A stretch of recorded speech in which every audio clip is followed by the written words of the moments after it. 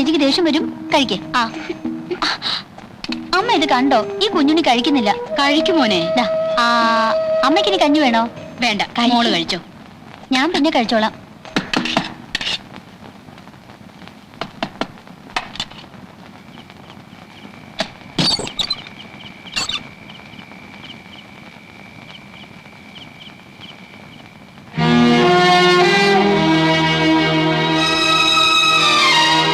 ആരാ മോളെ?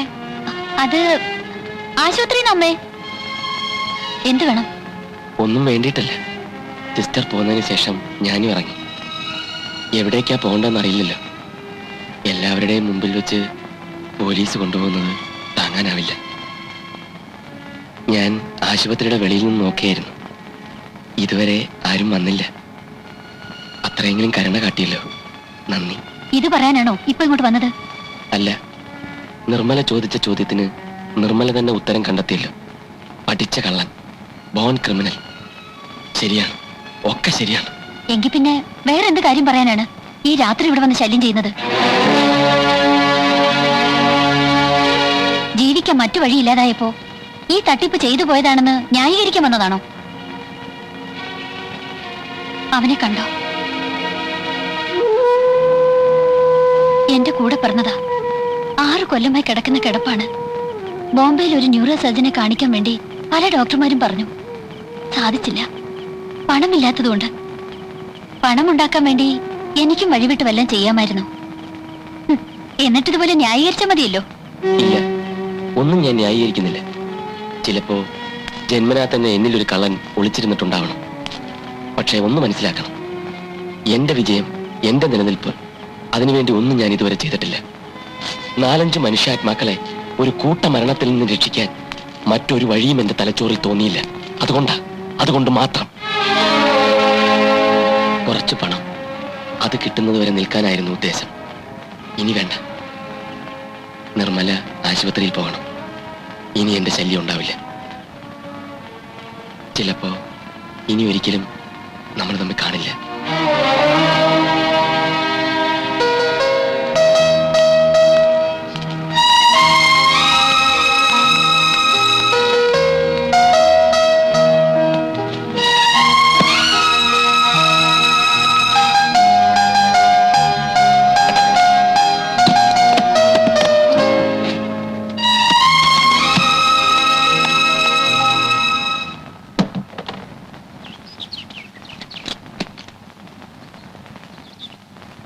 ഞാൻ പോവുക. വേണ്ട, ഞാനിത് അറിഞ്ഞില്ലായിരുന്നെങ്കിൽ ഇനിയും തുടരുമായിരുന്നില്ലേ? ഞാൻ കാരണം നിങ്ങളുടെ ആവശ്യങ്ങൾ നടക്കാതിരിക്കണ്ട. ഇല്ല, ഞാൻ തീരുമാനിച്ചു കഴിഞ്ഞു. എന്റെ കുറ്റങ്ങൾക്ക് നിർമ്മലയെ കൂടി ബലിയാടാക്കാൻ ഞാൻ ഉദ്ദേശിക്കുന്നില്ല. ആ പേടി എനിക്കില്ല. നിങ്ങൾ പിടിക്കപ്പെട്ടാൽ അത് നിങ്ങളുടെ വിധി. പിന്നെ നിങ്ങൾ പറയണം ഞാനും കൂട്ടുനിന്നെന്ന്. അപ്പൊ എന്നെ ശിക്ഷിക്കുമായിരിക്കും. ആ ശിക്ഷ കൂടി നിങ്ങൾ എനിക്ക് വാങ്ങിത്തരണം. അപ്പോഴേ നിങ്ങൾ നിങ്ങളാകും. എല്ലാം തുറന്നു പറഞ്ഞിട്ടും ഇത്തരം മുള്ളുവെച്ച വാക്കുകൾ വേണോ? ഞാൻ ചതിയനാണ്, അശേഷം സ്വഭാവശുദ്ധി ഇല്ലാത്തവനാണ്. പക്ഷേ നിർമ്മലയോടുള്ള എന്റെ ഇഷ്ടം, അതിൽ മാത്രം കാപട്യമില്ലായിരുന്നു എന്ന് വിശ്വസിക്കണം. എനിക്കൊന്നും കേൾക്കണ്ട. ആശുപത്രിയിൽ വരുന്നതും വരാത്തത് ഇനി നിങ്ങളുടെ ഇഷ്ടം. എന്റെ ഉത്തരവാദിത്തങ്ങൾ വർദ്ധിച്ചു എന്ന് മാത്രം. ഒരപേക്ഷയുണ്ട്. തിരിച്ചറിവില്ലാതെ ഓരോ രോഗങ്ങളുമായി വരുന്ന പാവങ്ങളെ ചികിത്സിച്ച് കൊല്ലരുത്. ഒന്നെങ്കിൽ മറ്റെവിടേക്കെങ്കിലും റെഫർ ചെയ്യുക, അല്ലെങ്കിൽ എന്നെ അറിയിക്കുക. നാഥനില്ലാത്ത കുടുംബങ്ങളുടെ അവസ്ഥ എനിക്ക് മനസ്സിലാകും. അതുകൊണ്ട് മാത്രം.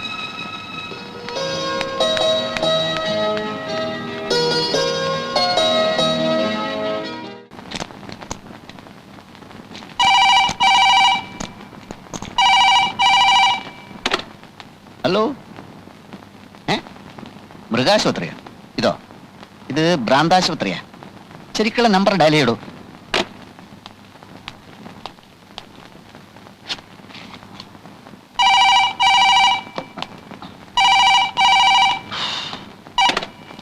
ഹലോ, മൃഗാശുപത്രിയാ? അതെ, മൃഗാശുപത്രിയാണ്. എന്ത് വേണം? ഞാൻ ആരാണെന്നോ?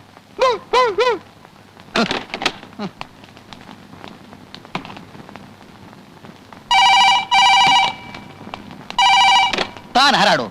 ഇത് ശങ്കരമംഗലം തറവാടാണ്, പ്രശസ്തമായ ശങ്കരമംഗലം തറവാട്. ഇവിടെ വിളിച്ച് മൃഗാശുപത്രിയാണോ മൃഗാശുപത്രിയാണോ എന്ന് ചോദിക്കുന്നത് മനഃപൂർവ്വമാണോ? എങ്കിൽ താൻ കളിക്കുന്നത് തീക്കളിയാണെന്ന് മനസ്സിലാക്കിക്കോളൂ. എടോ, ആരെ ആരെ നന്ദിനിയോ? അയ്യോ നന്ദിനി, ഇത് ദേവേട്ടനാണ്, ദേവേട്ടനാണ്. അതെ, ഇപ്പൊ 2 തവണ മൃഗാശുപത്രിയാണോ എന്ന് ചോദിച്ചുകൊണ്ട് ഫോൺ വന്നു. Sorry sorry sorry. ഇല്ല ഇല്ല, അച്ഛനമ്മ ഇവിടെ ഇല്ല, ഇവിടെ ഇല്ല.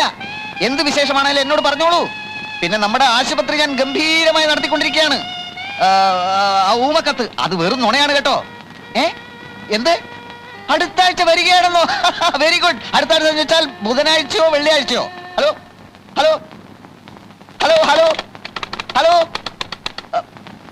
ഛേ, ഒന്ന് മനസ്സ് തുറന്ന് സംസാരിക്കാൻ പോലും പറ്റിയില്ല. അമ്മാവാ, അമ്മാവാ, അമ്മായി, നന്ദിനി അടുത്ത ആഴ്ച ലണ്ടനിൽ നിന്ന് വരുന്നു. അമ്മാവാ, ഇപ്പൊ ഫോൺ വന്നു. നന്ദിനി അടുത്ത ആഴ്ച പുറപ്പെടും അത്രേ. കൂടുതൽ സംസാരിക്കാൻ ഞാൻ ശ്രമിച്ചു, അപ്പോഴേക്കും ഫോൺ കട്ടായി പോയി. ഞാൻ മുറി ചെന്നിരിക്കാം, വീണ്ടും ഫോൺ വന്നെങ്കിലോ?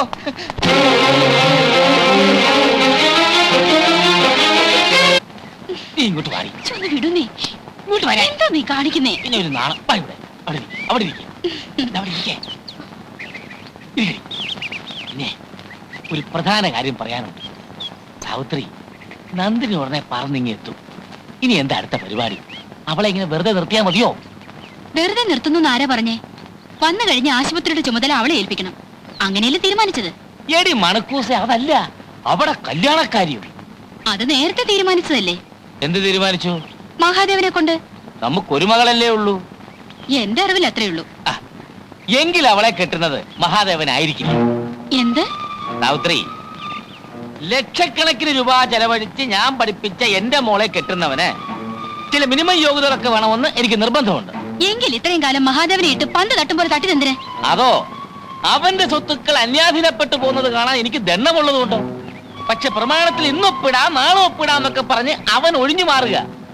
എന്നാൽ ശങ്കരമംഗലത്ത് മാധവൻ തമ്പി അവനെ കൊണ്ട് ഒപ്പിടിക്കും. എന്നിട്ട് നന്ദിനിയെ ഡോക്ടറെ കൊണ്ട് കല്യാണം കഴിപ്പിക്കുകയും ചെയ്യും. ഡോക്ടറോ? അതേടി, നമ്മുടെ ഡോക്ടർ രാജഗോപാലൻ. രോഗികൾക്ക് ഇത്രയും പ്രിയപ്പെട്ട ഒരു ഡോക്ടർ ഇനി ജനിക്കാനില്ല. അയാളെ നമ്മുടെ കൈപ്പിടിയിലൊന്ന് കിട്ടിയാ മതി. പണം കായ്ക്കുന്ന മരമെന്നൊക്കെ നീ കേട്ടിട്ടില്ലേ? അങ്ങനത്തെ ഒരു മരമാടി ഈ ഡോക്ടർ. ചുമ്മാ വടിയോരത്തൊരു ഷെഡും കെട്ടി ക്ലിനിക്കെന്നൊരു ബോർഡും തൂക്കി അയാളെ പിടിച്ചങ്ങ് ഇരുത്തിയാ മതി. ഡോക്ടറെക്കൂടത്തിൽ ഈച്ച പൊതിയും പോലെ രോഗികൾ വന്ന് കുമിഞ്ഞുകൂടും. ഒരു കാര്യം പറഞ്ഞേക്കാം. നന്ദിനി നിനക്ക്, നന്ദിനി നിനക്ക് എന്നും പറഞ്ഞ് ആ ചെറുക്കന്റെ ചോര മുഴുവൻ ഊറ്റി കുടിച്ചേച്ച് ദൈവം നിങ്ങളെ വെറുതെ വിടില്ല. ദൈവം നിന്നെ പോലെ അത്ര ബുദ്ധിയില്ലാത്ത കൂട്ടത്തിലൊന്നും അല്ല. ചേരേണ്ടതേ ചേരാൻ പാടുള്ളൂന്ന് പുള്ളിക്കാരൻ നേരത്തെ എഴുതി വെച്ചിട്ടുണ്ട്. എടീ, ഭർത്താവ് ഡോക്ടർ, ഭാര്യ ഡോക്ടർ, അവരുടെ മക്കൾ മുഴുക്ക ഡോക്ടർ, അങ്ങനെ ഡോക്ടർ ഡോക്ടർ ഡോക്ടർ ഡോക്ടർ, ഒരു ഡോക്ടർ ചങ്ങല. ആ തലമുറയെ പറ്റി നീ ഒന്ന് ചിന്തിച്ചു നോക്ക്. നേരെ മറിച്ച് മണ്ടം മഹാദേവൻ നമ്മുടെ അന്തരിക്കുട്ടിയെ കല്യാണം കഴിച്ചാലോ? അവന്റെ മക്കള് മണ്ടന്മാർ, മക്കളുടെ മക്കള് മരമണ്ടന്മാർ, അവരുടെ മക്കള് തിരുമണ്ടന്മാർ, ഒരു പരമ്പര മുഴുവൻ മഹാമണ്ടന്മാർ. ഈ ബന്ധത്തിനെങ്ങാനും ഞാൻ മുൻകൈ എടുത്താൽ ദൈവം ആ നിമിഷം ചവിട്ടിക്കൊല്ലും. എന്തൊരു ഐശ്വര്യം ആ ഡോക്ടറിന്റെ മുഖത്ത്. മകൻ ഇങ്ങനെയാണെങ്കിൽ ആ അച്ഛനും അമ്മയും എങ്ങനെ ഇരിക്കും? ഐശ്വര്യദേവത നൃത്തം ചവിട്ടുന്ന ആ തറവാട്ടിലേക്ക് ബന്ധുക്കളായി കയറി ചെല്ലുന്നത് ഒരു അഭിമാനം തന്നെയാണ്.